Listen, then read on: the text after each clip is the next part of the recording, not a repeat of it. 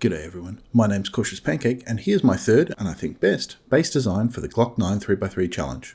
Thanks again to Glock 9 for putting out the challenge, and if you haven't seen his 3x3 throwables base, please go and have a look after this video. While there's not much to look at with this base, it's basically a coffin on top of a hole in the ground, I've got high hopes for the effectiveness of it. And since there's no real need for a walkthrough, I'm going to jump straight into Horde Night, and afterwards I'll go through how to build it. For Horde Night, I'm running a max game stage, 64 zombie, insane difficulty and nightmare run speed setup. Got max game stage set, level 300, 720 game stage. Got a full perceptions build with demo expert set to max. Got no points in strength. Got a few points in fortitude, mainly so I could take the well insulated perk and keep me warm. For agility, we've got a bunch of points again, so that we've got parkour, makes it a little bit easier to get into the base, and also we need it for after Horde Night. And that's pretty much it. No traps needed, no skill books needed. Hopping in the base, you just jump up like this with the parkour skill. If you don't have that, you could obviously just grab some blocks and help yourself up with the wood frames. We've got the AP rounds for ammo for the SMG. Got a whole bunch of pipe bombs, grenades, molotovs. And of course, primarily we'll be using the rocket launcher. Rocket launchers set with frag rockets so that we don't actually blow up the blocks ourselves and just do damage to the zombies. Now that Horde Night's underway, it's just a matter of waiting for the zombies to come in. You can hear them running along now. And because of the way that we've set up the stairs at the entrance, they just fall down straight into the bottom of the pit. Occasionally one might get stuck. Occasionally one of the spider zombies might jump up and get onto the lip of the base, but for the most part, they just run straight through. We've got the ladder underneath us, so that we can hover over this empty block. We're just going to have to watch out for cop spit. Now let's just load through some pipe bombs. Light one up, pop it down. And there we go, 20,000 XP. Not a bad start.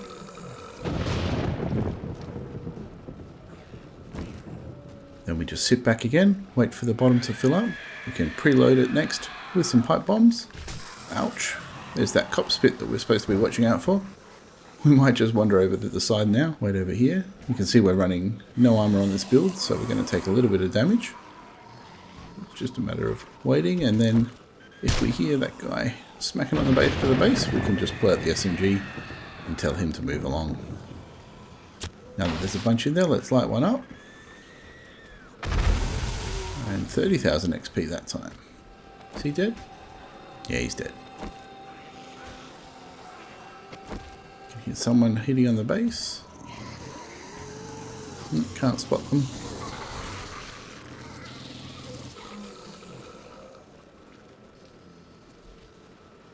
As you can see though, it's fairly relaxing. You don't actually have to do a lot other than not get hit by cop spit. And occasionally shoot at a zombie to keep them moving on. We're not out of rage mode, obviously, with this design. So occasionally a zombie will go into rage mode at the top here. And that's what the SMG is for, just to give them a bit of a move on.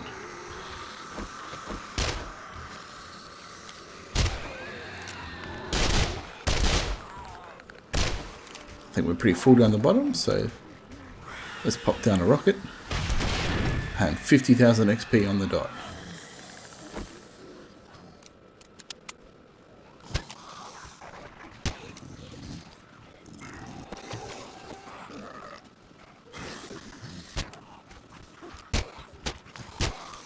We're pretty full up again, so give it another shot, and that's another 50,000 experience rocket, which is a pretty good return on mats when you look at it that way.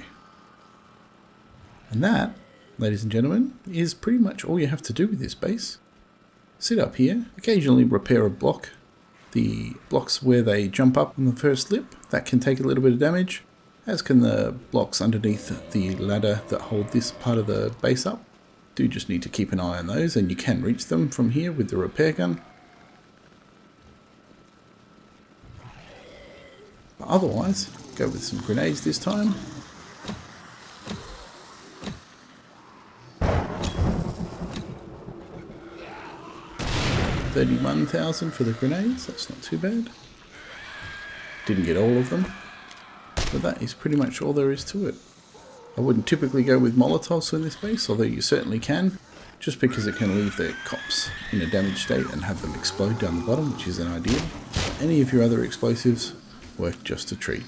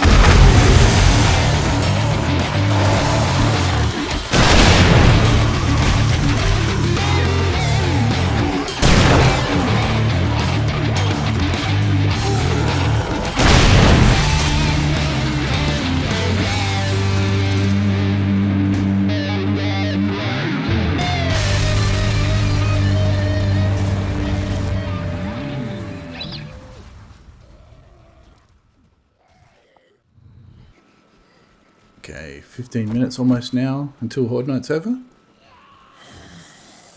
Just double check how things are going. I've obviously been repairing these a little bit as we go, just to make sure that they don't take too much damage and result in a failure. But because you don't actually have to fight until all the zombies are filling the pit, it's quite easy to take the time to do the repairs with the space. I'm also not going to do any more attacking until 4 o'clock gets hit and all of the zombies are in the pit. Makes it a really nice clean up at the end of Horde Night, as you will see. And there it is. Just going to wait now, a couple more minutes and make sure all the zombies are there. Take care of him. That got some of them. One more rocket. And there they're all gone. We're done for Horde Night, as the concussion from the earlier cops pit kicks in. Oh, missed one. There we go. Horde Night done. No more stragglers. Nice and easy cleanup. And here's where the parkour comes in handy again, because we can just jump straight down to the bottom and look at all the loot bags. So as you can see, they've done a whole bunch of damage down here, tunneling through the rock, smashing up the walls, but obviously that hasn't affected our base stability, which is great. The good thing about this is that this is almost as bad as it gets on the first run through, because what I would do from here is obviously not use wood frames in a real game, but use just concrete blocks and refill these in. And because the concrete blocks have 10 times the hit points of the rock, it means that in future builds or future Horde Nights, you're not going to get anywhere near the damage down here as this one has. So after the first one, fill it up with blocks. Obviously take your loot bags, and you'll actually end up with a stronger Horde base after the first run through than you started with. Subsequent ones will also obviously damage different blocks, and you can do the same sort of thing and end up with a much stronger base after a few Horde Nights. To get out of the base, we actually have to stack up the wood blocks and try and jump out. Let's see if we can get that right.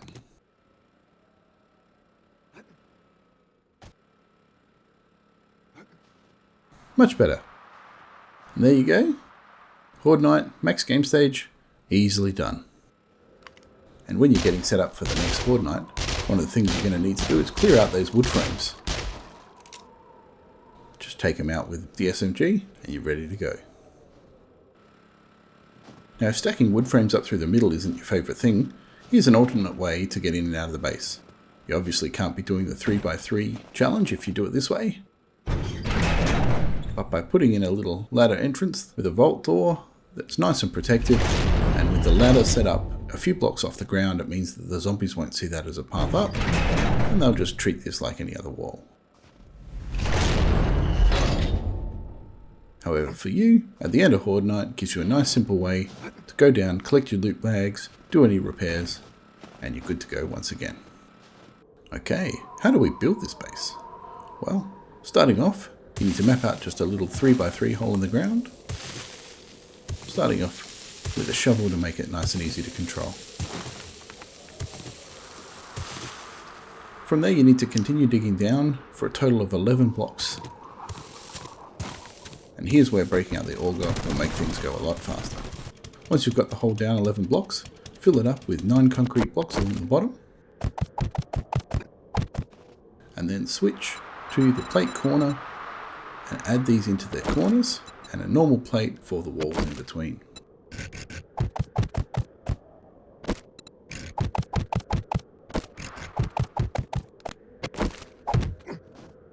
Use wood frames to climb up as you build.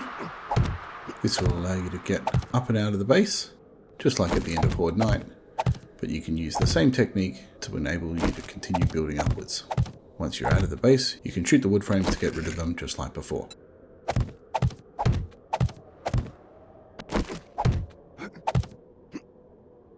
And there you have it, the pit part of the base is complete. Next it's time to start building the upper section of the base. Starting with a pole plate half block, rotate it so that the zombies can easily walk onto it from there, and then rotate the next block opposite in the upper section as the furthest possible away. Put another one closely against it like this, and another one on top. Then rotate this one further away. Again, this is creating a seamless path for the zombies to follow, but with blocks that they find difficult to walk along. From here, add another one on top. Jump over here so that we can see and line it up, and then again rotating to the furthest possible away location. For the lower supports, we use a plate block here, up 3 times, and then a pole. Let's grab that out. Again, make sure you're on the inner to stay within the 3x3 limitation. Rotate this one around and do the same on the other side. And get some blocks ready for the bottom of the, what I call the coffin section. And we can pop that here. One there, and the ladder in between.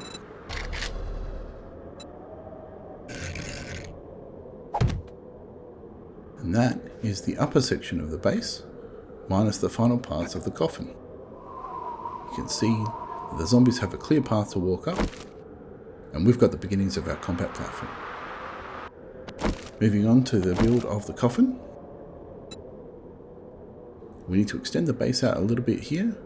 This provides the protection along the front with concrete blocks, and for the interior we need our plate corner.